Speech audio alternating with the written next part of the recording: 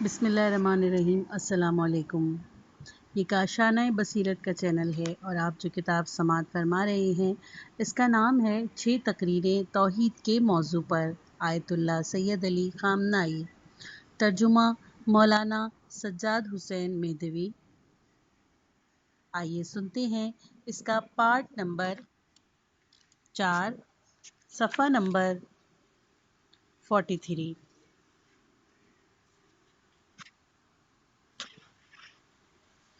خدا کی نفی پر کوئی دلیل موجود نہیں ہے، نہ ابھی ہے اور نہ پہلے کبھی تھی۔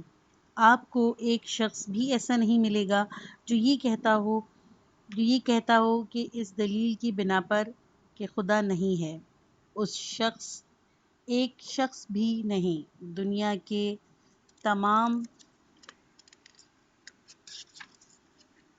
مادہ پرستوں میں پہلے دن سے لے کر آج تک ایک شخص ایسا نہیں ہے جو یہ کہے کہ میں اس دلیل کی بنیاد پر ثابت کرتا ہوں کہ خدا نہیں ہے۔ اس بارے میں جو کوئی بھی کچھ کہتا ہے تو وہ یہ ہے کہ میرے لیے ثابت نہیں ہوا کہ وہ ہے، مجھے سمجھ نہیں آیا ہے، اس کے ہونے کی استدلال کو میں نے قبول نہیں کیا ہے، اور قرآن بھی اس حقیقت کی طرف اشارہ کرتا ہے۔ اِنَّهُمْ إِلَّا يُظَنُّونَ، سورہ جاثیہ 45 آیت نمبر 24۔ یہ لوگ صرف خیال اور گمان کرتے ہیں، مگر نہ کسی دلیل کی بنیاد پر خدا کا انکار نہیں کر سکتے۔ بس کسی عاقلانہ فلسفے کے زیر اثر نہیں ہے۔ جو کچھ ہے ہمارے دور کے مادہ پرستوں کے حوالے سے وہ یہ ہے، مادہ پرستی کے اعتبار سے کسی عاقلانہ فلسفے کے زیر اثر نہیں ہے، اور یہ ایک نکتہ ہے۔ مادی کتب کی طرف اس کے رجحان کا سبب یہ ہے کہ وہ یہ سمجھتا ہے کہ آج یہ مکتب بہتر طور پر دنیا کو منظم کر سکتا ہے۔ وہ کہتا ہے کہ بہتر طور پر ظلم کو ختم کر سکتا ہے، بہتر انداز سے بیجا امتیاز اور عدم مساوات کا خاتمہ کر سکتا ہے، بہتر طریقے سے ظلم و ستم اور خود غرضی کو جڑ سے اکھاڑ کر پھینک سکتا ہے۔ کہتا ہے کہ دین یہ کام نہیں کر سکتا۔ وہ یہ کیوں کہتا ہے کہ دین یہ کام نہیں کر سکتا؟ اسی لیے کہ وہ دین کے بارے میں، دین کے رائج اور مشہور مفہوم کے بارے میں کچھ نہیں جانتا، سوائے اس کے جو کچھ اس نے گلی کوچوں کے لوگوں کے پاس رسم و رواج اور تقلیدی انداز کو دیکھا ہے۔ خلاصہ یہ کہ اسے دین کی کوئی خبر ہی نہیں ہے، کوئی آشنائی نہیں ہے۔ اگر اس سے پوچھا جائے کہ دین کیا ہے، چند ایک ظاہری چیزوں کا نام لے لے کر کہے گا یہ دین ہے، اور چونکہ یہ اپنے آپ میں مگن ہے، چونکہ یہ ظلم و ظالم کے برابر اور اس کا بھائی ہے، چونکہ یہ لوگوں کی الجھی ہوئی گرہوں کو کھول نہیں سکتا، بس اسے چھوڑ دو۔ ظاہر ہے کہ جب کبھی انسان کا سامنا کسی ایسی منطق کے ساتھ ہو جائے تو بہترین جواب یہی ہے کہ جی ہاں، اگر کوئی ایسا تمہیں مل جائے جو ظلم کا ساتھ دے، ستمگار کے ساتھ تعاون کرے، مظلوم کی ایک لمحے کے لیے بھی حمایت نہ کرے، لوگوں کی گروہوں میں سے ایک گرہ کو بھی نہ کھولے، لوگوں کے آج اور کل کے لیے ایک خشاش کے دانے کے ذرہ برابر بھی مفید نہ ہو، تو تم بھی ہماری طرف سے وکیل ہو کہ اگر ایسا دین مل جائے، جہاں بھی ملے اسے مسترد کر دو، ایک لمحے کے لیے بھی ایسے دین کو قبول نہ کرنا۔ اسی لیے کہ دین اگر خدا کی جانب سے ہو تو ایسا نہیں ہوتا، جو دین خدا بھیجتا ہے وہ بیکار نہیں ہوتا، اس کی نشانی ہوتی ہے، خصوصیت ہوتی ہے، اس کا ایک معیار ہوتا ہے، اور اگر یہ معیار کسی دین کے ساتھ مطابقت کرتا ہوا نظر آ جائے تو ہم اسے قبول کر لیں گے، اگر مطابقت کرتا ہوا نظر نہ آئے تو اسے قبول نہیں کریں گے۔ میں جب بھی نبوت اور نبی کے بارے میں اس قرآنی گفتگو کے سلسلے میں بحث کروں گا تو شاید زیادہ تفصیل کے ساتھ عرض کروں گا۔ دین کیا ہے؟ قرآن کہتا ہے سورہ حدید 57 آیت نمبر 25، لقد ارسلنا رسلنا بالبینات، بے شک ہم نے بھیجا اپنے رسولوں کو روشن دلیل کے ساتھ، وَأَنزَلْنَا مَعَهُمُ الْكِتَابَ وَالْمِيزَانَ، اور ان کے ساتھ کتاب اور میزان کو نازل کیا، ان کے ساتھ فکری مجموعہ اور عملی وسائل بھی لوگوں کی طرف بھیجے، ایسے وسائل جو لوگوں کے درمیان ان کے اختلاف میں حکم اور فیصلہ دے سکیں۔ یہ کام ہم نے کیوں انجام دیے؟ رسولنا، صرف ایک پیغمبر نہیں، صرف موسیٰ نے نہیں، صرف پیغمبر خاتم نہیں، صرف عیسیٰ نہیں، ارسلنا رسولنا، تمام انبیاء علیہ السلام کو اسی مقصد سے اور اسی نظریے کے تحت اور اسی ہدف کے ساتھ بھیجا گیا۔ وہ ہدف کیا ہے؟ لیقوم الناس بالقسط، تاکہ لوگ عدل و انصاف کی بنیاد پر زندگی گزاریں۔ دین یہ ہے، اگر کوئی ایسا دین تمہیں ملے جو فلسفہ ادیان کے برخلاف جا رہا ہو تو جان لینا کہ یا تو وہ الہی نہیں ہے یا پھر اسے خراب کر دیا گیا ہے۔ اگر آپ دیکھیں کہ وہ دین فلسفہ یعنی دین کے برخلاف اور انبیاء اور رسولان الہی کے راستے کے برخلاف چل رہا ہو تو جان لینا یقیناً وہ وحی الہی اور انبیاء علیہ السلام کی طرف سے نہیں آیا، اور یہ بات بہت واضح ہے۔ بس اے مادہ پرست انسان، ان سے خطاب کر رہا ہوں، اے مادہ پرست انسان، اے وہ شخص جو یہ کہتے ہو کہ میں نے دیکھا ہے کہ دین انسانی معاشرے کو منظم یعنی مینج کرنے سے قاصر ہے، ہم پوچھیں گے کہ کون سے دین کو دیکھا ہے؟ دین اسلام کو، سچے اسلام کو، وحی محمدی کو، علوی انداز کے حاکمانہ زندگی کو؟ ان کو دیکھا ہے کہ یہ انسانوں کے معاملات کو حل کرنے سے قاصر ہے؟ آؤ ثابت کرو کون سا حصہ قاصر ہے۔ وہ اسلام جو آیا ہے کہ بے جا امتیاز کو مٹا دے، دنیا میں موجودہ طبقاتی اختلاف کے درمیان سے طبقاتی اختلاف کی نفی کرتا ہے، ناحق تقسیم شدہ دولت کو جمع کر کے مساوی طور پر تقسیم کرتا ہے، انسان کو برابر اور موقع کے وسائل فراہم کرتا ہے، حکومت کو انسانی طاغوتوں کے ہاتھ سے لے لیتا ہے اور خدا کے عادلانہ قانون کے ہاتھ میں دے دیتا ہے، ایک پست انسان کو، ایک شکست خوردہ انسان کو غلام بنانے اور غلام بننے والے انسان کو، ایک ایسے انسان کو جو ایک لفظ کی خاطر، ایک شاباش کی خاطر، چند سکوں کے خاطر بڑے سے بڑا ظلم کرنے سے بھی نہیں چوکتا، اس پست و ذلیل و خوار انسان کی تکریم کرتا ہے، اسے بلند کرتا ہے، اسے عزت دیتا ہے، اسے اخلاقی و انسانی فضائل سے آراستہ کرتا ہے اور ان سب کو ایک عادلانہ اور مضبوط نظام کے تحت تحفظ فراہم کرتا ہے۔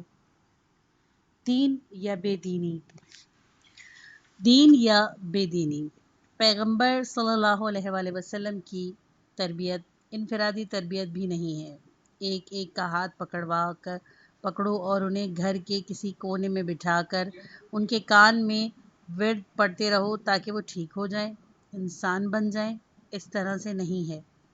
خالی وعظ و نصیحت بھی نہیں ہے کہ پیغمبر صلی اللہ علیہ وسلم بیٹھ جائیں اور لوگوں کو وعظ و نصیحت کرے، اے لوگوں یہ بات بری ہے، ایسا نہ کرو، ویسا نہ کرو، ویسا کرو، بلکہ یہ ایک اجتماعی نظام ہے۔ پیغمبر اکرم صلی اللہ علیہ وآلہ وسلم نے اس دور کی جاہلیت کی فضا میں اسلامی معاشرے کی بنیادوں کو فولاد کی طرح مضبوط اور ایک معین شکل اور قالب میں ڈھالا ہے، پھر انسان کو لائے، اس قالب میں انسانوں کو لے کر آئے، اس راستے پر اور اس راہ پر، اور اس راستے پر لانا ہی انسان بننا تھا۔ بس اگر تم کہتے ہو کہ وہ دین اسلام جو حقیقی دین اسلام ہے ان خصوصیات کے ساتھ ہے، اگر تم یہ کہتے ہو کہ یہ اسلام انسان کی ترقی عدالت امن و امان کے وجود اور انسانی ضروریات کی فراہمی کے ساتھ سازگار نہیں ہے تو ہم اسے قبول نہیں کرتے۔ یہ ناانصافی ہے، یہ ناانصافی ہے۔ اگر کوئی ایسا دانشور جو بے مغز عیسائیت میں پلا بڑھا ہے اور اس نے دین کے مظاہر میں سے حضرت عیسیٰ علیہ السلام کی جھوٹی شفاعت، حضرت مسیح کی جھوٹی شفاعت، گناہوں کی بخشش اور پیسوں کے عوض میں جنت کی دستاویز بیچنے کے سوا کچھ نہ دیکھا ہو، وہ اگر دین کے بارے میں ایسی بات کہتا ہے تو کوئی بات بھی ہے۔ تم تو اس کے 100 سال، 80 سال، 50 سال بعد زندگی گزار رہے ہو اور ایسے دور میں زندگی گزار رہے ہو جس میں اسلام کم و بیش اپنی اہمیت کو ثابت کر رہا ہے اور اس نے اپنی جانب سے دنیا کے افق پر سب سے خوبصورت اور سب سے عظیم انسانی جلوے دکھائے ہیں اور دکھا رہا ہے۔ تمہیں یہ حق نہیں جچتا ایسی بات کہنے کا۔ اگر تمہاری مراد یہ ہے تو یہ درست نہیں ہے، لیکن اگر تم یہ کہتے ہو کہ بے مغز ادیان، جھوٹے ادیان، ایسے ادیان جو ظاہر میں خوشنما اور باطن میں بدنما ہیں، ایسے ادیان جو ہر جگہ سستی، ظلم پذیری، بدگمانی، تفرقہ اور برادر کشی کی طرف لے جاتے ہیں، ایسا دین جو غریب سے کہتا ہے اگر تم غنی نہیں ہو، اگر تمہارے پاس پیسے نہیں ہیں تو پیسے کے لیے کوشش کرنے کی ضرورت نہیں ہے، اور مالدار سے کہتا ہے کہ جو کچھ تمہارے پاس ہے اس میں سے کچھ حصہ گرجا گھروں کو یا فلاں دوسرے مذہبی ادارے کو دے دو، یہ تمہارے ان تمام مظالم کا کفارہ ہوگا جو تم نے یہ دولت حاصل کرنے کے لیے کیے ہیں۔ اگر اس دین کو کہہ رہے ہو تو اس دین کے لیے ہم بھی تمہارے ساتھ ہم آواز ہیں اور ہم دونوں قرآن کے پیروکار ہیں۔ سورہ توبہ 9 آیت نمبر 34۔ اے ایمان لانے والو، بہت سے یہودی اور عیسائی عالم اور زاہد افراد لوگوں کا مال ناحق کھاتے ہیں۔ لیاکلون پر اسی پر اکتفا نہیں کرتے، وَیَصُدُّونَ عَن سَبِیلِ اللَّہِ، تکامل اور بلندی کی طرف جانے والے راستے سے بھی لوگوں کو روک دیتے ہیں۔ کاش ان کا پیسہ لے کر کھا جاتے، لیکن ان کا راستہ کھلا رکھتے۔ ان کا پیسہ بھی کھا جاتے ہیں اور ان کا راستہ بھی روک لیتے ہیں۔ یہ بات قرآن کہہ رہا ہے، ہم بھی تمہارے ساتھ ہم آواز ہیں۔ وہ دین جو ایسا ہو وہ دین نہیں ہے، وہ دین جو اس قسم کا ہو اس سے تو بے دینی ہی بہتر ہے، اسی لیے کہ بے دینی بھی کبھی کبھار ظلم و ستم کی مددگار نہیں بنتی، لیکن ایسا دین ان کے ہاتھ میں ایک وسیلہ، ایک عصا، ایک ہتھیار بن سکتا ہے۔ بطور خلاصہ یہ کچھ کلیات تھیں توحید پر اعتقاد کے حوالے سے، ایک نظریے کی صورت میں ایک سوال کے جواب کے انداز سے کہ آیا خدا ہے یا نہیں ہے، کیا اس مادی دنیا سے بالا تر کوئی حقیقت ہے یا نہیں، کوئی مضبوط ہاتھ ہے یا نہیں۔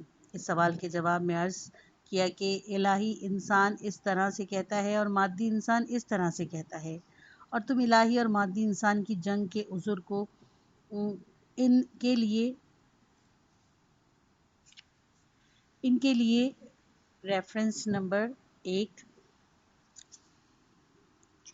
72 ملتوں کے باہمی جنگ اور ان کا عذر قبول کر لو، چونکہ انہوں نے ایک حقیقت کو نہیں سمجھا، اسی لیے غیر حقیقی راستوں پر چل پڑے۔ جنگ کے عذر کو ان کے لیے اور کتابوں کے لیے چھوڑ دو۔ جس حد تک ہماری بحث سے مربوط تھا ہم نے 2 لفظوں میں کہہ دیا۔ ایک بہت اہم نقطہ اسلامی افکار کے حوالے سے کچھ مسائل ہیں جنہیں ہر ایک کو جاننا چاہیے، سمجھنا چاہیے۔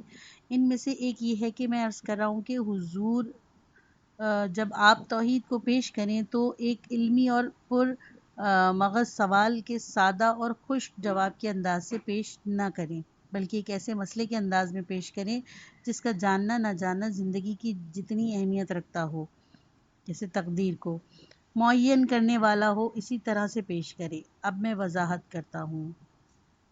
خدا پرستی اور خدا شناسی۔ ایک مرتبہ آپ ایک راستے پر چل رہے ہیں، کسی دوست، کسی ہم سفر، کسی ہم قدم کے ساتھ ایک راستے پر قدم اٹھا رہے ہیں اور آپس میں بحث شروع ہو جاتی ہے۔ آپ کہتے ہیں کہ جناب، اس سڑک کے دونوں طرف زمینیں میرے خیال میں سیم زدہ ہیں، یہاں سے کوئی فصل مل ہی نہیں سکتی۔ وہ کہتا ہے کہ نہیں جناب، اس سڑک کے دونوں طرف کی زمینیں بہت اچھی ہیں، فلاں چیز کی کاشت کے لیے۔ آپ ایک بات کہتے ہیں، وہ ایک بات کہتا ہے، آپ دلیل لاتے ہیں، وہ دلیل لاتا ہے، تو یہ بحث کس قدر اہم ہے۔ آپ تو راستہ طے کر رہے ہیں، آپ کی گاڑی 120 میل فی گھنٹہ کی رفتار سے گزر رہی ہے، نہ اس وقت یہاں بیٹھ کر اس مٹی کی آزمائش کرنی ہے، نہ یہ ارادہ ہے کہ اس زمین کا کچھ حصہ خریدنا ہے تاکہ بعد میں آ کر یہاں چقندر کاشت کریں، نہ اس کے بارے میں پوچھے گئے کسی قانون کا سوال کا جواب دینا ہے۔ اس سوال و جواب کا آپ کے لیے کوئی اثر نہیں ہے، اتنا ہی ہے کہ ایک سوال کا جواب، ایک بات جو سامنے آئی اس کا جواب ہے، اور بس، اس کے علاوہ اور کچھ بھی نہیں۔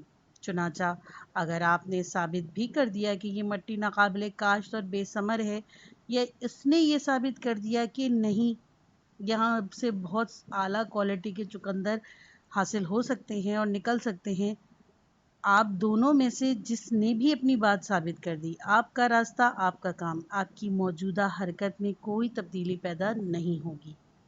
ایسا نہیں ہے کہ اگر ثابت ہو گیا کہ ناقابل کاشت ہے تو آپ کہیں گے کہ بھائی یہ ناقابل کاشت تو ہے، تو اب چلو یہاں سے واپس لوٹ جاتے ہیں۔ نہیں، اس سے آپ کو کوئی مطلب ہی نہیں تھا۔ یا اگر ثابت ہو گیا کہ یہ زمین بہت اچھی ہے تو آپ یہ کہیں گے کہ اب جبکہ یہ زمین بہت اچھی ہے، چلو اس زمین پر 2 رکعت نماز پڑھ لیتے ہیں۔ نہیں، کوئی اثر نہیں ہے۔ اگر آپ غالب آ گئے اور آپ نے اپنی بات ثابت کر دی، یا وہ غالب آ گیا اور اپنی بات ثابت کر دے، آپ کی حرکت پر، آپ کے جاری سفر پر، آپ کے مستقبل پر، آپ کی دوستی پر کوئی اثر نہیں پڑے گا۔ یہ ایک قسم کی بحث، ایک قسم کا سوال، اور سوال کا ایک انداز کا جواب۔ لیکن ایک مرتبہ ایسا ہے کہ آپ 2 افراد ایک گاڑی میں بیٹھے ہیں، یہی گاڑی اسی رفتار کے ساتھ اسی سڑک پر رواں دواں ہے۔ اچانک آپ کا ساتھی کہتا ہے کہ میرے خیال میں ہم جس سڑک پہ جا رہے ہیں شمال جاتی ہے، جبکہ تمہاری منزل جنوب میں ہے۔ آپ کہتے ہیں کہ نہیں جناب، یہ راستہ جس پر ہم چل رہے ہیں یہ جنوب کو پہنچتا ہے۔ وہ کہتا ہے کہ نہیں۔ آپ کہتے ہیں کہ نہیں۔ یہ بحث آپ 2 افراد کے درمیان چھڑ جاتی ہے۔ اگر وہ اپنی بات ثابت کر دے تو آپ کو گاڑی کا رخ موڑنا پڑے گا، اسی طرف سے جانا پڑے گا، اس طرف آپ کو کوئی سروکار ہی نہیں تھا۔ اگر آپ نے ثابت کر دیا اپنی بات کو اسی انداز سے، اسی روش سے، بلکہ اس سے بھی زیادہ تیزی کے ساتھ آپ کو چلتے رہنا اور آگے بڑھنا ہے۔ اس وقت یہی تردد اور یہی 2 باتیں جو آپ کے درمیان چھڑ گئی ہیں، اس کا پہلا اثر یہی ہوگا کہ ڈرائیور کا پیر بریک پر چلا جائے گا، کچھ رفتار سست ہو جائے گی کہ دیکھیں کہاں پہنچتے ہیں، آخرکار منزل پر پہنچیں گے یا نہیں۔ اسے کہتے ہیں ایسا سوال، ایسا جواب اور ایسی بحث کہ اس بحث کا کوئی جواب اور اس بحث کا کوئی نتیجہ بنانے والا ہو۔ توحید کی بحث ایسی ہی ہے۔ جس انداز سے عام لوگ یا معاشرے کے بیکار، غیر مسول اور غیر ذمہ دار افراد توحید کو پیش کرتے ہیں، وہ اس توحید سے مختلف ہے جو ایک ذمہ دار انسان کے سامنے ہوتی ہے۔ ایک غیر ذمہ دار اور غیر مسول انسان توحید کو اس طرح پیش کرتا ہے، کیا کوئی خدا ہے یا نہیں ہے؟ اچھا ہے تو کیا کریں؟ نہیں ہے تو کیا کریں؟ زندگی میں کیا اثر پڑے گا؟ معاشرتی نظام میں سے کیا تبدیلی واقع ہوگی؟ اگر خدا ہو تو فلاں بڑی طاقت یا سپر طاقت کے سرمایہ داری نظام کا کیا ہوگا؟ فلاں ملک میں جو صدر آیا، اگر وہ خدا کا معتقد ہے تو کس طرح سے عمل کرے گا؟ اگر معتقد ہے کہ خدا نہیں ہے تو کس انداز سے عمل کرے گا؟ کیا کوئی فرق پڑے گا؟ ایسی خدا شناسی اور خدا پرستی جس کے کسی ایک طرف کو قبول کرنے سے کارٹلوں، ٹرسٹوں، سرمایہ داروں، کارٹلز یعنی ریفرنس نمبر 1 ان کمپنیوں کو کہا جاتا ہے جو ایک پروڈکٹ بناتی ہیں اور اس پروڈکشن کی مقدار اور قیمت میں باہمی اتفاق کر کے آپس میں بازار کو تقسیم کر لیتی ہیں اور اس پروڈکٹ کے بازار پر اپنی مونوپلی قائم کر لیتی ہیں. اور ٹرسٹوں ریفرنس نمبر 2 یہ چند ایسی کمپنیوں کے اتحاد سے وجود میں آتا ہے جو ملتی جلتی پروڈکٹ بناتی ہیں. ٹرسٹ میں رکن کمپنیوں کا حصہ معین اور جداگانہ ہوتا ہے لیکن سب کے وسائل ٹرسٹ کے اختیار میں ہوتے ہیں. سرمایہ داریوں اور بیجا امتیاز پر کوئی اثر نہ پڑتا ہو. ایسے خدا پرستی توحید پر ایسا اعتقاد کسی زمین کے اچھا ہونے کا ایسا ہی اعتقاد ہے جس کے نزدیک سے ہم گزر رہے ہیں، ہمارے لیے بے فائدہ اور بے اثر ہے. کیا فائدہ اس بات کا کہ فلاں ملک کا فلاں سیاسی لیڈر خدا پر اعتقاد رکھتا ہے جبکہ خدا پرستی اس کے لیے خشک اور پرمغز سوال کا جواب ہے. اس سے بڑھ کر اور کچھ نہیں. خدا پرست ہونا، موحد ہونا ایک سیاسی لیڈر کے لیے، ایک عام آدمی کے لیے، ایک معاشرے کے لیے، ایک ملت کے لیے، ایک جمعیت کے لیے اور ایک گروہ کے لیے اس وقت اہم ہے، مؤثر ہے، مفید ہے، ضروری ہے، حیاتیاتی ہے کہ جب توحید کو اس کے آثار کی خاطر جو کچھ توحید پر مرتب ہوتا ہے اس کی خاطر، جس کے نظام کی پیشکش توحید دیتی ہے اس کی خاطر، زندگی کی وہ شکل جس کی پیشکش توحید کرتی ہے، ان چیزوں کے خاطر سامنے رکھیں، سمجھیں اور درک کریں. ہماری نظر میں یہ بہت اہم مسئلہ ہے. ہم سمجھتے ہیں کہ توحید ایک ایسی چیز ہے جس کو ہمیں صرف اپنے ذہن میں روشن کر لینا چاہیے، مسلم سمجھ لینا چاہیے. جب معمول کی زندگی پر پہنچیں تو یہ توحید زندگی میں کسی بھی طرح سے اثر انداز نہیں ہوگی. اگر کوئی اثر بھی ہوا تو وہ ذاتی زندگی کی حد تک ہوگا، اجتماعی زندگی میں کوئی اثر نہیں ہوگا. اگر میں موحد ہوں تو بھی وہی سرمایہ، وہی گاڑی، وہی کمپنی، وہی کارخانہ، مزدور کے ساتھ وہی تعلق اور زمین کے ساتھ وہی رابطہ رکھوں گا جو میں موحد نہ ہونے کی صورت میں رکھتا تھا. آپ دیکھیے دنیا کے سرمایہ دار ممالک میں، ان سپر طاقتوں میں جن کے نام اور شہرت نے مشرق و مغرب کو اپنی لپیٹ میں لیا ہوا ہے، وہ سرمایہ داروں کو، دو بڑے تاجروں کو، دو بڑے کارخانوں داروں کو، دو صنعت کاروں کو جو خود ان کے اپنے بقول اپنی فیلڈ کے بادشاہ ہیں، اگر دیکھیں ایک کو فرض کریں کہ وہ خدا پر اعتقاد رکھتا ہے اور دوسرے کو مادہ پرست، ان کے عمل میں کیا فرق ہے؟ اب جو شخص خدا پر اعتقاد رکھتا ہے اگر وہ اتوار کے دن گرجا گھر چلا گیا اور چند پیسے وہاں اس کے بدبخت اور نگون بخت پادری کو دے بھی دیے کہ وہ ان کے گناہوں کو بخش دے، جنت کے راستے کو اس کے لیے چند کلومیٹر تک ہموار اور صاف کر دے، لیکن اس توحید کا کیا اثر ہے اس کی زندگی کے اندر، اس کے کارخانے کی حالت کے اندر، مزدور کے ساتھ اس کے تعلق کے اندر، لوگوں کے ساتھ اس کے رابطے کے اندر، دولت کے حصول میں، دولت کو خرچ کرنے میں، دولت کو جمع کرنے میں کیا اثر ڈالتی ہے؟ اس توحید کا شرک کے ساتھ کوئی خاص فرق نہیں ہے.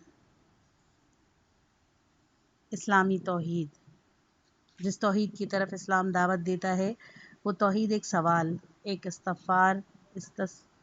استفسار کے جواب کی حد سے بڑھ کر ہے. وہ کیا ہے؟ اسلامی توحید ایک الہام ہے، حکومت کے معاملے میں، اجتماعی روابط کے معاملے میں، معاشرے کی رفتار کے معاملے میں، معاشرے کے مقاصد کے بارے میں، لوگوں کی ذمہ داریوں کے معاملے میں، ان کی ذمہ داریوں کے معاملے میں جو انسانوں پر خدا کے مقابلے میں، ایک دوسرے کے مقابلے میں، معاشرے کے مقابلے میں اور کائنات کی دوسری چیزوں کے مقابلے میں عائد ہوتی ہیں. توحید یہ ہے. توحید اسلامی وہی الف ہے جس کے بعد بے آتا ہے. پے آتا ہے، چے آتا ہے، یہاں تک کہ یہ آ جاتا ہے۔ ایسا نہیں ہے کہ تم کہہ دو کہ خدا ایک ہے، دو نہیں ہیں اور سارا معاملہ ختم۔ خدا ایک ہے اور دو نہیں ہے، اس کا مطلب یہ ہے کہ ذاتی طور پر تمہارے اپنے وجود کے اندر، عمومی طور پر تمہارے معاشرے کے اندر خدا کے علاوہ کسی کو فرما روائی کا حق نہیں ہے۔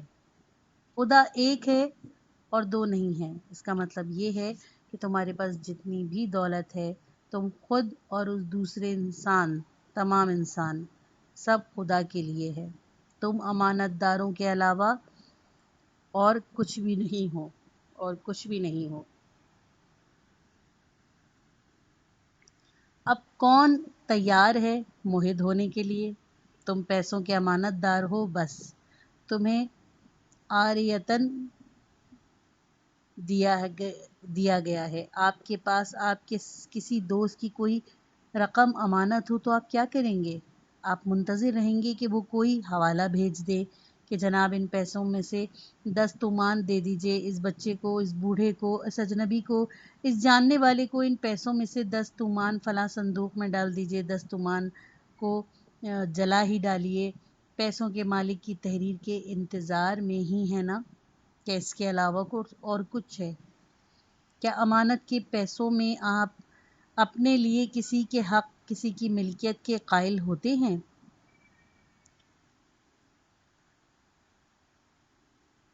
المال اللہ جعلہ والداعی عند الناس، ریفرنس نمبر 1 بحار الانوار، کتاب العشر، ابواب الحقوق المومنین، باب 78۔ خدا نے مال کو انسانوں کے ہاتھ میں امانت دیا ہے، یہ توحید کا لازمہ ہے۔ اگر آپ توحید کے قائل ہیں تو پھر معاشرے میں طبقاتی اختلاف اور امتیاز کا کوئی معنی نہیں رہ جاتا، بالکل بے معنی ہے۔ جس معاشرے میں کوئی اوپر، کوئی نیچے، کوئی بالا، کوئی پست، وہ معاشرہ توحیدی معاشرہ نہیں ہے۔ توحید کہتی ہے کہ کلکم آدم و آدم من تراب، ریفرنس نمبر 2 بحار الانوار، کتاب الایمان الکفر، ابواب مکارم الاخلاق، باب نمبر 56۔ سب آدم علیہ السلام کی اولاد ہیں اور آدم علیہ السلام مٹی سے ہیں۔ خدا سے آپ کی قربت اور آپ کی ترجیح تقوی سے ہے، اور بس۔ جو شخص حکم خدا کا زیادہ خیال رکھے گا وہی زیادہ بڑا ہوگا، ورنہ ایک معاشرہ جس میں بے جا امتیازات کے ہزاروں اسباب موجود ہوں، آپ کہتے ہیں کہ جناب فلاں آدمی ایسا ہے، وہ جواب دیتا ہے کہ بھئی وہ اشرافی طبقے سے تعلق رکھتا ہے، اس کا حساب مختلف ہے۔ جس معاشرے میں اشرافی اور غیر اشرافی طبقہ ہو، جس معاشرے میں لوگوں کا حصہ ایک دوسرے سے بہت زیادہ مختلف اور جس کو مل رہا ہو وہ اسے اپنا حق سمجھ رہا ہو، جس معاشرے کے اندر اللہ کے بندے ایک صف میں شمار نہ ہوتے ہوں اور ان میں سے کچھ لوگ کچھ دوسرے لوگوں کے غلام ہوں، یہ توحیدی معاشرہ نہیں ہے۔ جب کسی معاشرے میں توحید آتی ہے تو تمام بندے ایک ہی صف میں قرار پاتے ہیں۔ کیا مطلب؟ یعنی سب ہوں گے خدا کے بندے، جیسا کہ پہلے ذکر ہو چکا ہے۔ کائنات کے موجودات، انسان اور دوسرے، سب اس کے سامنے مغلوب ہیں اور اس کی بندگی میں سبھی شریک اور ہم پلہ ہیں۔ یہ ہم پہلے ہی بیان کر چکے ہیں کہ کوئی بھی شخص اور کوئی بھی چیز، اولاد، شریک حیات اور ہم طبقہ ہونے کے نام پر خدا کی ابدیت کے دائرے سے باہر نہیں ہے۔ اب بے معنی ہے یہ بات کہ بندوں کا ایک گروہ ابدیت کے دائرے کے اندر بعض دوسرے لوگوں کی گردنوں میں پھر ایک زنجیر ڈال دے، بالکل بے معنی بات ہے۔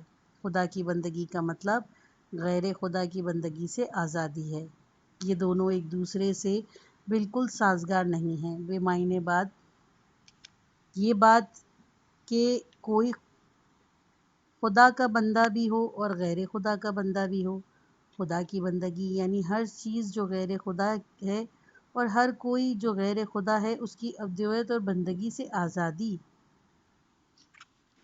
یہ پارٹ ختم ہوا کتاب کا، بقیہ حصہ نیکسٹ پارٹ میں سنیے۔